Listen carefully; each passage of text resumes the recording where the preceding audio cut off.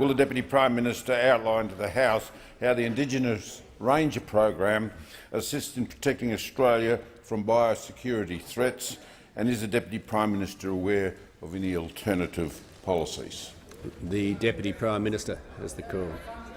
Well, Mr Speaker, I thank the honourable member for his question and note the $12.4 million we've put to the Indigenous Rangers program that is so vitally important on how we keep our borders strong and protected. We note also in the member's electorate where at Boigu Island you can actually see the boats leaving Papua New Guinea, and it's the same Indigenous Raiders Rangers work as part of the process of making sure that we maintain sentinel herds and also making sure that we keep our nation free from the things that not only the people but the things that they might bring in on the boats. Things such as pigs that could carry foot and mouth, issues such as screw fly, issues such as diseases that could come into our grain crops. It's vitally important because it's not only just the people that create the problems, it's also the things that they might be carrying. Now, this is why with the Migration Legislation Amendment Bill, we want to make sure that we close the circle on giving our nation strong borders. Strong borders are vitally important for making sure that we keep both the biosecurity requirements in place and also making sure that we keep our borders secure. It's also interesting that we always believed that we were on a unity ticket with the Labor Party, but that unity ticket with the Labor Party seems to be put aside. However, today they did manage to come up with a unity ticket with Senator Jackie Lambie and One Nation. So we now have the Deputy Prime Minister will resume his seat. Deputy Prime Minister will resume his seat.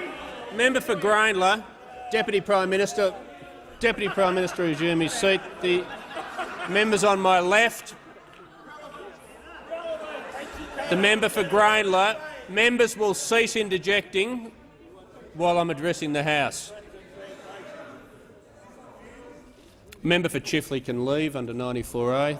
The member for Leichhardt on a point of order. Mr Speaker, the question that I asked was absolutely critical to my electorate, given that the mainland of Papua New Guinea is within 4 kilometres of boundary, and I was trying to hear the answer of the minister, which is important to my area, and I couldn't hear a thing because of the clowns making the noise on the other side. The member for Leichhardt will resume his seat.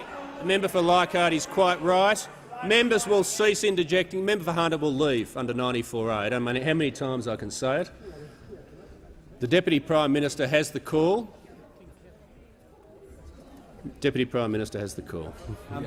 So it's surprising, and it looks like I'm not going to get a question from the member for Hunter, so that makes it a year before I ever heard from him. What's also surprising then is that they can come up with a unity ticket with Senator Jackie Lambie with One Nation. I'm sure the member for Grayndler would be interested, his members would be interested in their unity ticket with One Nation on the backpackers tax, which talks about a rate that for people who are past the tax-free threshold of $18,200. The Deputy Prime Minister will resume his seat. The member for Grayndler will resume his seat. The member for McMahon will leave the chamber under 94A. Member for Grayndler will resume his seat. I was about to address the House before the member for Grayndler was on his feet.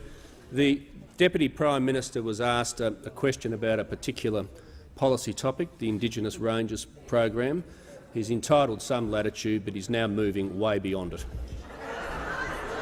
The Deputy Prime Minister has the call. Well, member for Lingiari is warned.